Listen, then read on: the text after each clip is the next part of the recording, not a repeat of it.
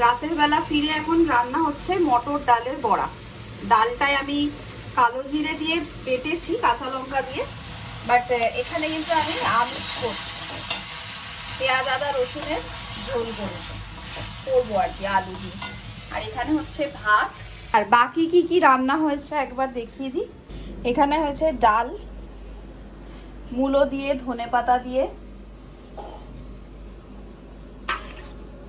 একদম শীতের ডাল বানিয়েছি, আর শিম দিয়ে এই।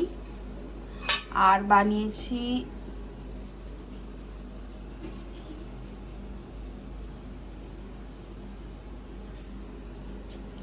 আর এখানে বানিয়েছি শীতের পালং শাক দিয়ে, শিম দিয়ে, মূলো দিয়ে, বেগুন দিয়ে একটা তরকারি, টমেটো দিয়ে। একটু বড়ি পড়লে ভালো হতো, বাট খেতে খুব ভালো হয়েছে। মূলোটা দিইনি কারণ রাহুল খায় না। আর এখানে রয়েছে মূলো শাক ভাজা। তো আজকে রাত আর কালকে রাতের রান্না হয়ে গেল, মানে কালকের জন্য আর আজকের রাতের জন্য রান্না হয়ে গেল। বাট আমার মুখের দিকে যেও না, এসে জাস্ট রান্না করতে লেগে গেছি। মাঝখানে বাড়িতেও গেছিলাম, একটুখানি দেখা করে এলাম, বাবলু এসছে। একদম ক্লান্ত হয়ে গেছি। বাবাই ওদেরকে খাওয়াচ্ছে, দরজা বন্ধ, সেই জন্য